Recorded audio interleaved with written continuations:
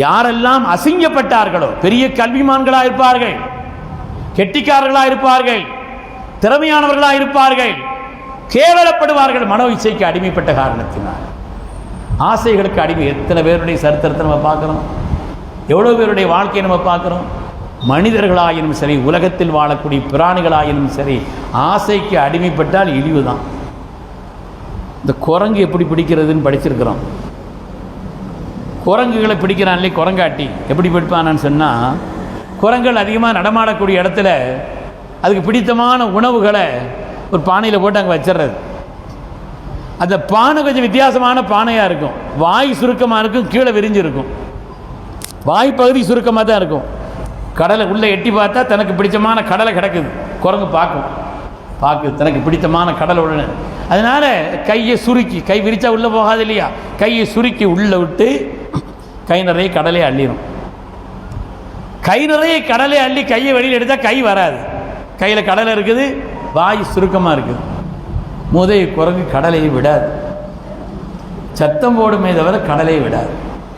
ஏன்னா கடலையின் மீது உண்டான அந்த தேட்டம், அதனால் கையில் இருக்கக்கூடிய கடலையை விடாது. குரங்காட்டிக்கு தெரியும் இது விடாதுன்னு தெரியும், இது ஆசைக்கு அடிமைப்பட்டதுன்னு தெரியும். அதனால் அவன் மெதுவாக சாதாரணமாக வந்து கையில் ஒரு அடி அடித்து கடலை கீழே விழ வச்சு ஒரு அழுகு சட்டையை போட்டு ஊரெல்லாம் பிச்சை கட்டி நடக்குது. குரங்கு சாதாரணமான பிராணியாங்க. ஆனாடப்பட்ட சிங்கம் புலிலாம் ஒரு இடத்துல போட்டால் கூட அமைதியாக அடங்கி கிடக்கும். ஒரு குரங்கு கிடக்குமா? குரங்கு சேட்டைன்னு சொல்லக்கூடிய அளவுக்கு அவ்வளோ சேட்டை பண்ணுற அந்த குரங்கு இப்படி இழிந்த நிலையிலும் அசிங்கமான நிலையிலும் ஆவதற்குண்டான காரணம் ஆசைக்கு அடிமைப்பட்டது. உலகத்தில் எந்த பிராணிகளை எடுத்தாலும் சரி, அவைகள் அடிமைப்படுவது ஆசைகளுக்கு எப்பொழுது அடிமைப்படுகிறதோ, மனோ இச்சைக்கு எப்படி அடிமைப்படுகிறதோ அப்பொழுதுதான் அவைகள் மாட்டும். அது மிருகங்களாக இருந்தாலும் சரி, மனிதர்களாக இருந்தாலும் சரி. குரங்கை விட ஒரு மாதிரி பிடிக்கலாம். யானை எப்படி பிடிப்பாங்கன்னு படிச்சிருக்கிறோம் நம்ம. யானை எப்படி பிடிக்கிறாங்க? யானை யாராவது அதை பிடிச்சிட முடியுமா? யானை எப்படி பிடிப்பாங்களான்னு சொன்னால், ஒரு ஆழ குழி வெட்டி இலைதழைகளை போட்டு மூடி வச்சுட்டு பழக்கப்பட்ட யானை காட்டுக்குள்ளே அனுப்புவாங்களாம். இந்த பழக்கப்பட்ட யானை காட்டுக்குள்ளே போகும். அங்கே இருக்கக்கூடிய அந்த யானைகளின் மீது தன்னுடைய மேனியை உரசுறதுல தொடுறதுல ஒரு இது இருக்குது இல்லையா, ஒரு விதமான ஸ்பரிச உணர்வு, ஒரு இன்ப உணர்வு. அந்த தொடுறதுலையும் மேலே படுறதுலையும் அந்த இன்ப உணர்வு, ஸ்பரிச உணர்வு அதுக்கு ஏற்படும் அந்த யானைக்கு. அதனால் இந்த ஆசைக்கு கட்டுப்பட்டு இதுக்கு பின்னால் அது வந்துடும். இதுக்கு பின்னால் வந்தால் ஏற்கனவே பழக்கப்படுத்தியிருக்கிற காரணத்தினால இலைதழைகளை போட்டு மூடி வைத்திருக்கக்கூடிய அந்த இடத்திற்கு கூட்டி வந்துவிடும். அங்கே வந்து உள்ளே விழுந்துடும், அப்புறம் மாட்டிக்கும். காலமெல்லாம் அடிமைப்பட்ட ஒரு நிலையில் அதனுடைய வாழ்க்கையை அமைத்துக் கொள்கிறது. பிரம்மாண்டமான பிராணி. யார் எத்தனை தடவை பார்த்தாலும் திரும்பி ஏறிட்டு பார்ப்பாங்க.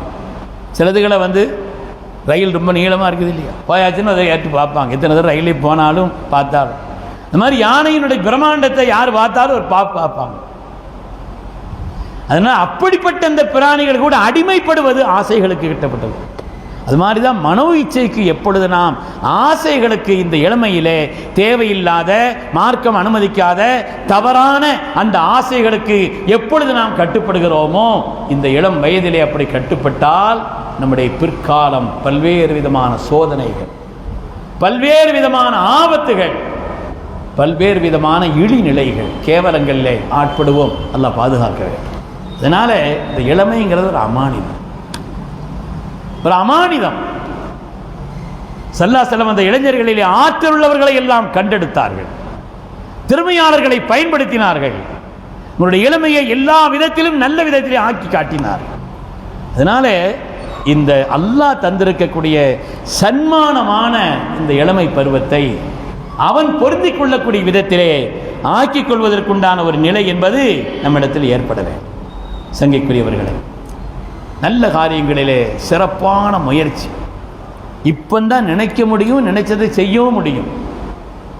வயது முதிர்ச்சின்னு செய்ய ஆசை இருக்கும், படிக்கணும்னு ஆசை இருக்கும், பார்க்கணுன்னு ஆசை இருக்கும்.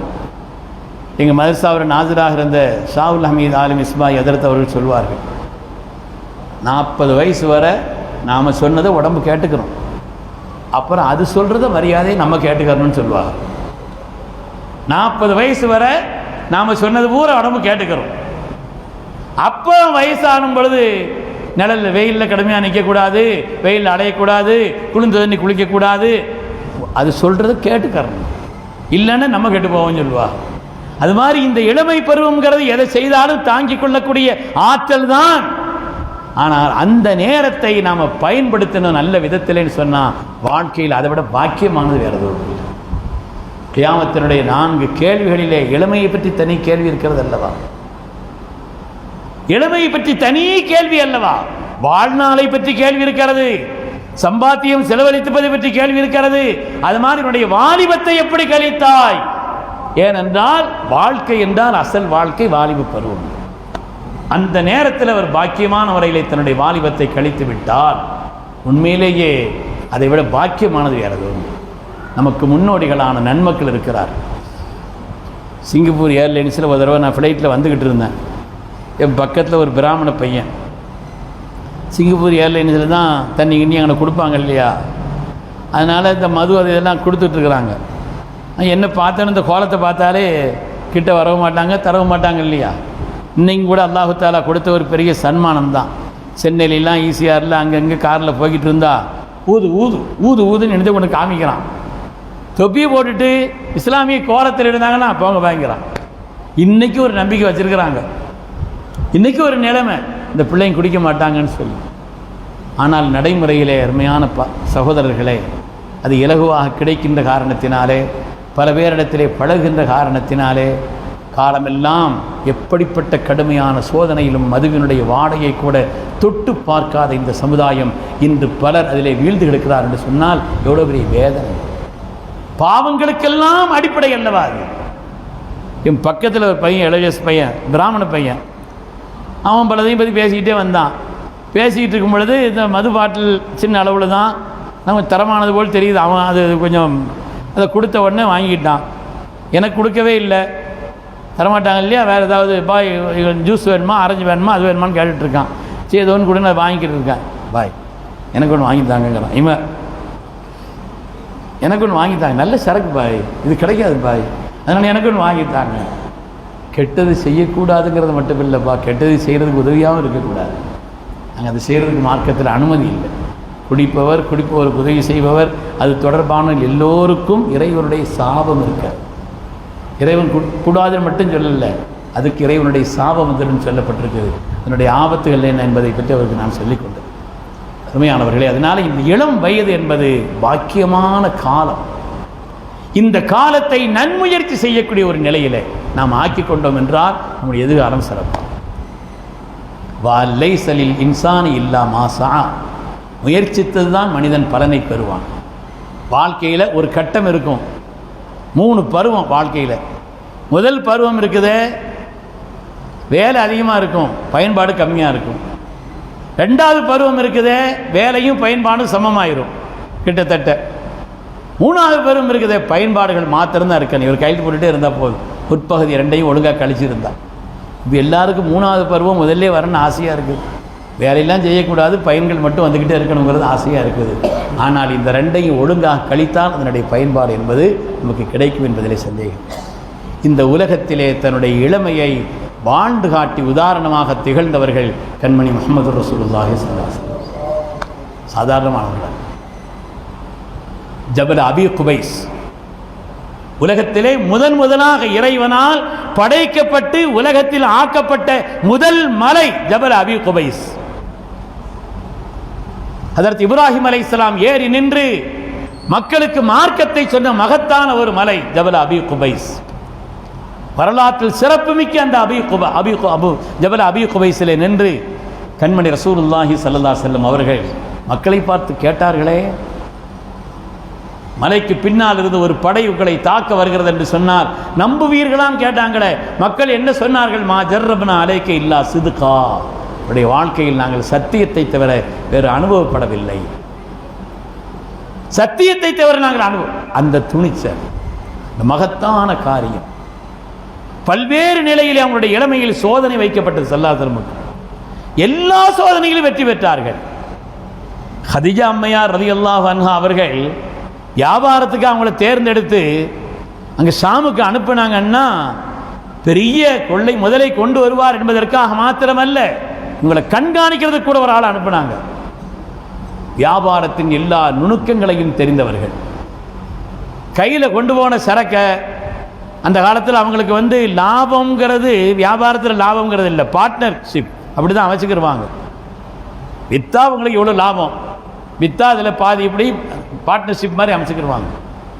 இவங்க அவங்களுக்கு கிடைக்கக்கூடிய அந்த வருமானம் இருக்கிறதே, அதில் அளவு கம்மியாக இருந்தாலும் கூட லாபம் கம்மியாக இருந்தால் கூட கொடுத்தாங்க. வியாபாரத்தை ஒரு சேவையாக பார்த்தார்கள். கதிஜா அம்மையார் அதை கவனிச்சாங்க. வியாபாரத்தை ஒரு சேவையாக பார்த்தார்கள். அந்த பயணத்திலே ஒழுக்கம் மிக்கவர்களாக இருந்தார்கள். பயணத்தில் எல்லாரும் வெளி ஊர்கள் வெளி இடங்களுக்கும் சென்று ஒழுக்கமிக்கவர்களாக வாழ்வது என்பது சாதாரணமானது. சில பேர் பாவம் பண்ணுறதுக்கு தான் வெளியூருக்கு பயணம் போகிறாங்க. சில பேர் பாம்பேக்கும் அங்கங்கேயும் போகிறதெல்லாம் இருக்குது. பாவம் செய்கிற ஊர்லேருந்து நமக்கு தெரிஞ்சிடும் அப்படிங்கிறதுனால பாவத்துக்காகவே செய்கிறான். ஆனால் அந்த வெளியூர் பயணத்திலையும் கூட இந்த மைசராவை அவர்கள் துணைக்கு அனுப்பினார்களுடைய வாழ்வை பார்ப்பதற்கு அந்த நேரத்திலையும் பரிசுத்தமான ஒரு வாழ்க்கைக்கு சொந்தக்காரராக இந்த உலகத்தில் வாழ்ந்தவர்கள் கண்மணி முஹம்மது ரசூலுல்லாஹ். எல்லாரிடத்திலையும் நம்பிக்கை பெற்றார்கள். எல்லோரிடத்திலையும் யார் பார்த்தாலும் இந்த பிள்ளை நல்லா வருவார், இவர் நல்லா இருப்பார், இன்ன லிஹாதல் குலாமில ஷனா, இவருக்கு ஒரு நல்ல எதிர்காலம் இருக்குது, இவர் நல்லா வருவார்னு சொன்னார். அதனால்தானே தங்களுடைய 35வது வயதிலே காபாவை கட்டப்படுகின்ற நேரத்தில் அந்த நேரத்தில் ஹஜ்ருல் அஸ்வத் தூக்கி யார் வைக்கணுங்கிற பிரச்சனை ஏற்படுது. பெரிய அளவிற்குண்டான விபரீதங்கள், ஊரில் பெரிய சண்டை வந்துடும் அப்படி நினைக்கக்கூடிய அளவுக்கு இருந்த அந்த காலகட்டத்தில் தான் தங்களுடைய 35வது வயதிலே யார் முதலாக அதிகாலையில் காபாவிற்கு வருகிறார்களோ அவர்கள் இந்த காரியத்தை செய்யட்டும் என்று எல்லோரும் முடிவு செய்திருந்த நேரத்தில் மனித புனிதராம் கண்மணி முஹம்மது ரசூலுல்லாஹி ஸல்லல்லாஹு அலைஹி வஸல்லம் காலை நேரத்தில் வருகிறார்கள். தாங்க தூக்கி வச்சுட்டு முடித்தோன்னு இல்லை, எல்லாருக்கும் அந்த வாய்ப்பு கொடுத்தாங்க. சமயோஜிதமான ஒரு அறிவு, எல்லோரையும் மதிக்கக்கூடிய பண்பு. பெற்றோர்களிடத்தில், பிள்ளைகளிடத்தில், இளைஞர்களிடத்தில் அந்த பண்பு வேணும். வாழ்க்கையில் நாம் கற்றதை கொண்டு உயர்வதை விட மற்றவருடைய துவாவை கொண்டு நிறைய உயரலாம். அதுலேயும் பெற்றோருடைய துவாங்கிறது இஹ்லாஸான துவா. அவங்க கையேந்தி அல்ஹம்துலில்லாஹ் ரப்பில் ஆலமீன் ஓதுறதெல்லாம் தாண்டி மனசளவில் நிறைவாக நினைக்கிறாங்க இல்லையா? நீ கமால் ஹஜ்ரத் அவர்கள் உடைய ஜாமியாவிலையும் நாசிராக இருந்த கமால் ஹஜ்ரத் பெருந்தகை உஸ்தாத் பெருந்தகை சொல்லுவாங்க, துவான்னா என்ன, மனசில் அவரை பற்றி நல்லெண்ணங்கள் ஏற்படுதில்லை, இதுதான் துவான்னு சொல்லுவாங்க. அதுதான் துவா. இன்னைக்கு எத்தனை பிள்ளைகள் பெற்றோருடைய துவாவை பெற்றிருக்கிறார்கள்? எத்தனை பிள்ளை, எத்தனை இளைஞர்கள், எத்தனை சிறுவயது ஆட்கள். அந்த துவா இருக்கிறதை வாழ்க்கையிலே பெரும் ஏற்றத்தை கொடுத்து விடும்.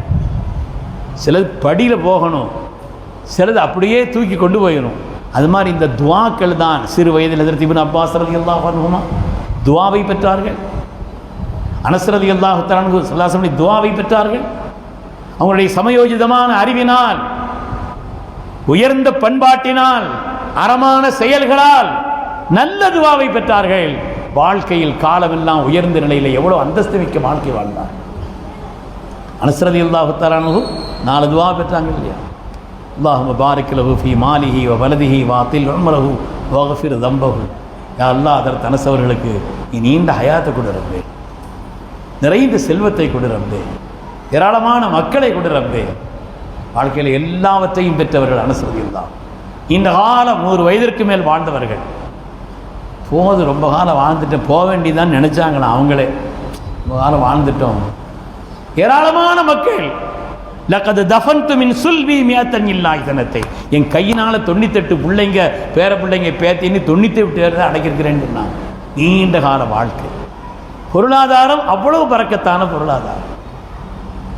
அர்ஜு ஒரு ராபியா, பாவங்கள் பண்ணிக்கப்பட்ட துவா செய்தாங்க, நிச்சயமாக அது இருக்கும், நான் ஆதரவு வைக்கிறேன்னு சொன்னேன்.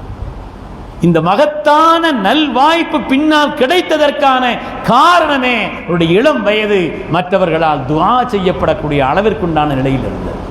இன்னைக்கும் நம்ம 4 பேருடைய துவாவை பெறணும். இளைஞர்களிடத்தில் கேட்கிறேன், சின்ன வயது பெண்மணிடத்தில் கேட்கிறேன், யாருடைய கெட்ட துவாவுக்கு ஆளாகிறார்? குறிப்பாக பெற்றோர்களின் கெட்ட துவாவுக்கு ஆளாகிவிடக்கூடாது, பெரியவர்களுடைய கெட்ட துவாவுக்கு ஆளாகிவிடக்கூடாது, உலமாக்கள் உஸ்தாத்மாருடைய கெட்ட துவாவுக்கு ஆளாகிவிடக்கூடாது. வாழ்க்கை வீணா போயிடும். நான் பேரோடு அட்ரஸோடு ஊரோடு சில பேரை சொல்வேன். சபையில் அது சொன்னால் நீங்கள் பதிகிறீங்க, எங்கேயா கொண்டு போட்டு விட்டுறக்கூடாது, அதனால சொல்லலை.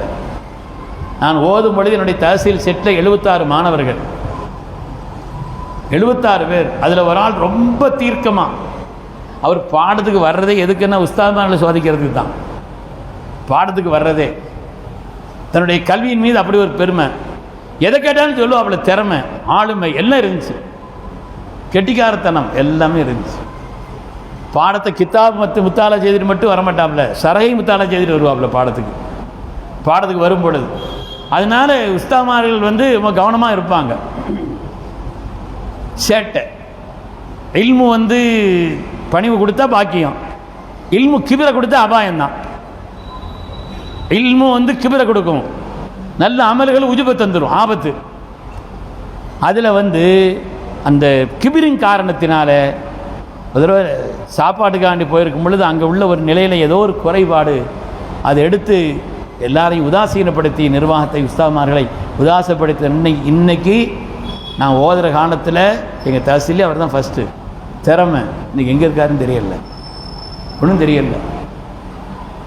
பட்டம் வாங்கி எனக்கு கிட்டத்தட்ட 45 வருஷம் ஆயிடுச்சு. நான் ஒரே ஒரு தடவை தான் பார்த்துருக்குறேன். இன்றைக்கு உள்ள நிலையில் அவ்வளோ உயர்ந்த நிலையில் இருந்தவர். காரணம் என்னென்னா அந்த கிபர், திறமை மாத்திரமல்ல, மற்றவருடைய துவாவுக்கு ஆளாகும். பல உஸ்தாமாருடைய துவாவுக்கு அவர் ஆளாகவில்லை. நான் தனிப்பட்டு யாரையும் சொல்கிறதுக்காக சொல்லலை, நம்ம வாழ்க்கையின் எதிர்காலத்திற்காக நான் சொல்கிறேன். அதனால் நம்முடைய பெற்றோர்களை சிரிக்க வைக்க வேண்டும், அவர்களை மகிழ்விக்க வேண்டும், அவர்களை ஆனந்தப்பட வேண்டும். பெற்றோர்கள் வேலை சொன்னால் அது செய்ய மாட்டேங்கிறோம். ஊரில் யாராவது வேலை என்ன கேட்குறான், கடைக்கு விட்டு போகமான்ட்டு போயிடுறான். பெற்றோர்கள் வேலை சொன்னார். அதனால இந்த இளம் வயது இருக்கிறது நம்முடைய பிற்காலத்தினுடைய பிரகாசத்திற்கு இது அடித்தளமானது, இது அடித்தளமானது, சாதாரணமானது. சல்லல்லாஹுடைய வாழ்க்கையில் அவருடைய இளமையில் நடந்த சம்பவங்களை பார்த்தார். அநீதிக்கு எதிராய் ஹில்முல் ஃபுதூலில் ஒன்று சேர்ந்தாங்க. மக்கால ஒரு ஆள் வந்தார், யமன் நாட்டிலிருந்து ஒரு ஆள் வியாபாரத்துக்கு வந்தார். மக்கால கிடைக்காத சில பொருள்கள் கிராமத்தில் தான் கிடைக்கும், சில பொருள்கள் சிட்டியில் கிடைக்கும் இல்லையா? இப்போ எல்லா ஊரும் சிட்டி ஆயிடுச்சு, அது வேறு விஷயம். அந்த காலத்தில் அப்படி இல்லை, கிராமம் வேற சிட்டி வேற. சல்லல்லாஹு கூட ஜாஹிர் இப்னு ஹராம்னு ஒரு கிராமவாசி இருந்தாங்க. அங்கிருந்து கிராமத்தில் கிடைக்கக்கூடிய பொருள்களை மாத்திரம் எடுத்து கொண்டு சல்லல்லாஹு கொடுப்பாங்களாம். கொடுத்துட்டு சல்லல்லாஹு தனக்கு தேவையானதை எடுத்துகிட்டு மற்றதை நீங்கள் போட்டு விற்றுக்காங்கன்னு சொல்லுவாங்க. போகும்பொழுது என்று பார்த்துட்டு போவாங்க. சிட்டியில் கிடைக்கிறது போல எடுத்து கொடுப்பாங்க. இன்ன ஜாஹிரன் பாதியத்துனா ஓ நஹ்னு ஹாதிரூன். ஜாஹிர் இப்னு ஹராம் நம்முடைய கிராமம், நாம் அவருடைய சிட்டின்னு சொன்னாங்க. அது மாதிரி அந்த காலகட்டத்திலே ஒருவர் யமனிலிருந்து ஒரு வியாபாரத்தை கிராமத்தில் மாத்திரம் கிடைக்கக்கூடிய சில வியாபார சரக்குகளை கொண்டு வித்துக்கிட்டு இருக்கிறார். ஒரு ஆள் வந்தார், மக்காவாசி, வசதியானவர், வாய்ப்புள்ளவர். அவர் பார்க்குறாரு, இந்த பொருள் கிடைக்கல, நம்ம போயிட்டோன்னு வேற யாராவது வாங்கிட்டு போயிடக்கூடாது, அதனால் இது என்ன விலைன்னு கேட்டு விலையெல்லாம் கேட்டு அதை தாங்கன்னு சொன்னார். நான் பணம் எடுத்துகிட்டு வரல, இப்போ எடுத்துகிட்டு வந்துடுறேன். அதுக்காக அந்த காலத்தில் ஒரு பழக்கம் இருந்துச்சு, தன்னுடைய செருப்பை கலத்தி கொடுத்துட்டு போவாங்க, அது தலைப்பாக்கு எடுத்து அங்கே வச்சுட்டு போயிடுவாங்க. அதுக்கப்புறம் நான் தர்றேன் அப்படின்னு சொல்லிட்டு அது வந்துடுவாங்க. இப்படி தான் பழக்கத்தில் இருந்துச்சு. ஆனால் போன இவர் வரல. இவர் அங்கிருந்து கூவுறார், நான் ரொம்ப கஷ்டப்பட்டவன், சிரமப்பட்டவன், வியாபாரத்தை வச்சு தான் என்னுடைய காலங்கள் கழியுது. ஊரில் ஒரு பெரிய மனுஷன், வசதியான ஆள், அவர் ஒரு ஆள் என்னுடைய அமானியமாக இதை வாங்கிட்டு தர்றேன்னு போனார், பணத்தை கொண்டு வந்து தரலேன்னு சொன்னாங்க. அது ஒன்றும் கதை நடக்கல. அதுக்கு யாருன்னு தெரியல, இவர் கஷ்டப்பட்டு இருக்கிறார். அந்த மனுஷன் விடல, மலையில் ஏறிட்டார், ஜபல் அபி குபைஸில் ஏறிட்டார். ஜபல் அபி குபைஸில் ஏறி அவர் சில கவிதைகளை படிக்கிறார். அரபுகளுக்கு அதுதான் அசல். காதல்லையும் கவிதை வரும், திட்டுறதுக்கும் கவிதை வரும், எதா இருந்தாலும் கவிதைனா வரும். அதனால் அங்கிருந்து ஒரு கவிதை படிக்கிறார். கவிதையினுடைய சாரம்ங்கிறது வியாபாரத்துக்காக பொருளை என்கிட்ட வாங்கிட்டு போனார், ஆனால் நான் எனக்கு கொடுக்கல, நான் ரொம்ப ஏழை, அதுதான் கவிதையினுடைய சாரம். ஆனால் சொல் நயம் இருந்தது அந்த கவிதையில். அதனால் மக்காவிலே சில பேர் முடிவு பண்ணாங்க, யார்ப்பா அது, இவற்றை இப்படி வாங்கிட்டு போய் பணத்தை கொடுக்காத ஆள் யார்? இனிமேல் மக்காவிற்கு வரக்கூடிய யாருக்கும் அநீதி செய்யக்கூடாது. அநீதி செய்தால், நீதத்திற்கு மாற்றமாக நடந்தால் நாம் அந்த அநீதியை களைவதற்கு ஒன்று சேருவோம்னு ஒரு கூட்டம் ஒன்று சேர்ந்தாங்க. அந்த கூட்டத்தில் உறுப்பினராக நுபுவத்து வருவதற்கு முன்னாலேயே ஒன்று சேர்ந்தவர்கள் கண்மணி முஹம்மது ரசூலுல்லாஹி ஸல்லல்லாஹு அலைஹி வஸல்லம். நம்முடைய இளமை என்பது நல்ல காரியத்தை செய்வதற்கு ஒன்றுபடுவது, கெட்ட காரியங்களை மற்ற இடத்திலிருந்து நீக்கிறதுக்கு ஒன்றுபடுவது. அதில் ஒன்றுபடணும். படித்த 2-3 நாளைக்கு முன்னால் ஒரு கல்லூரியில் சகோதர சமுதாயத்தை நடத்தக்கூடிய கல்லூரியில் போதைப் பொருள்களை கொண்டு வந்து நிறைய விற்பனை செய்ய ஆரம்பித்தாங்க. அதை ஒரு மாணவன் கண்டுபிடிச்சு அதை தகவல் கொடுத்தான். தகவல் கூட எல்லாரும் சேர்ந்து அவனை கொண்டுட்டான். அதனால் இந்த தவறுகளை நீக்குவதற்கு ஒரு கூட்டம் சேரணும். சேர்ந்தா தான் சரியாக வரும். தனியாக இருந்தால் ஆளை வச்சிருவான். தனியாக இருந்து என்ன செய்வான்? கொத்து புரோட்டா போட்டுருவான். அதனால் இப்படிப்பட்ட தனியாக ஆகக்கூடாது, சேரணும். இந்த இளமை பருவம் என்பது நல்ல காரியத்தை செய்வதற்கான ஒரு வாய்ப்புள்ள பருவம். அல்லாஹ் கொடுத்த நியாமத்தை அவன் விரும்பிய வழிகளில் செலவழிப்பது தான் ஆயுளாயினும் சரி, இளமையாயினும் சரி, பொருளாதாரமாயினும் சரி, அந்த காரியத்தை அந்த ஒரு நிலையில் நல்ல காரியம் செய்யணும். அதனால தான் அரசுடைய நிலையில் ஒதுங்கக்கூடிய அந்த கூட்டத்திலே 7 கூட்டத்தார் ஒரு கூட்டம் ஷாபுன் நஷ்அ ஃபீ இபாதத்தில்லாஹ். அல்லாஹ் ஆனந்தப்படுகிறான். இளமை உலகத்திலே தவறுகள் நடப்பதற்குண்டான பல சந்தர்ப்பங்கள் சின்ன வயதிற்கு இருக்குது. கவனத்தை திருப்புவதற்கு 1000 வழிகள் இருக்கிறது. ஆனாலும் கூட பேணுதலான முறையில் தொடுகிறார். பேணுதலான முறையில் ட்ரெயினில் பயணங்களில் போனோன்னா எத்தனை இளமையான ஒரு 3 நாளைக்கு முன்னால் நான் அனுபவித்தேன். ஒரு சகோதரரை நான் பார்த்தேன். அவர் ஃபோன் பண்ணுறார், அதில் நான் ட்ரெயினில் தஹஜ்ஜத் தொழணும், கிபிலா எங்கே பார்த்து நின்று தொழணும். படிக்க போன மாணவன், சென்னையிலே ஒரு கல்லூரியிலே படிப்பதற்காக சேர்ந்த ஒரு மாணவன். அவன் ஃபோன் பண்ணுறான் 3:45 மணிக்கு, தஹஜ்ஜத் தொழணும், அதனால் எப்போ இங்கே ட்ரெயின் இப்படி வந்துக்கிட்டு இருக்கு, நான் எங்கே நோக்கி தொழணுங்க. எவ்வளோ ஆனந்தம்! அந்த தனிமையான நேரத்தில் ஒரு மனிதர் நின்று ரப்பை வணங்கினால் அல்லாஹ் எவ்வளோ ஆனந்தப்படுவான். அவரை அல்லாஹ் விட்டு விடுவானா? சன்மானங்கள் கொடுக்காமல் விட்டு விடுவானா? அதனால இந்த இளமை பருவம் என்பது நமக்கு சிறந்த வழிகாட்டி. கண்மணி முஹம்மது ரசூலுல்லாஹி ஸல்லல்லாஹு அலைஹி வஸல்லம் அவர்கள் தங்களுடைய இளமை பருவத்தை தான் நுபுவத்திற்கு சான்றாக சொன்னார்கள். அந்த இளமை பருவம் தான் அரசின் நிழலில் ஒதுங்கக்கூடிய அந்த ஆற்றல் மிக்க இளைஞர்களை உருவாக்கி தரக்கூடிய காலம் என்பதனாலே அந்த காலத்தை பேணுதலான முறையிலே மனவிச்சைகளுக்கு அடிமைப்பட்டு விடாமல் மற்றவருடைய துஆவை பெறக்கூடிய விதத்தில் பாவங்களை விட்டு நீங்கி இறையச்சமுள்ள நல்ல நன்மையான காரியங்களை செய்தோம் என்று சொன்னால் அதுதான் இத்தகில் மஹாரிம தக்குன் அஅபதன் நாஸ். பாவங்களை விட்டு நீங்கிக் கொள்ளுங்கள், நீங்கள் தான் உலகத்தில் பெரிய வணக்கசாலின்னு சொன்னாங்க சல்லாஸ். உலகத்தில் வணக்கசாலின்னா 2 ரக்காத் கூட குறைய தொழுகிறது அல்ல. பாவங்களை செய்யக்கூடிய எல்லா நிலை வாய்ப்பு இருந்தும் கூட அல்லாஹ்வுக்காக அதை விட்டு ஒதுங்கினார் என்றால் அவர்தான் அஅபதன் நாஸ், உலகத்தில் பெரிய வணக்கசாலின்னு சொன்னார்.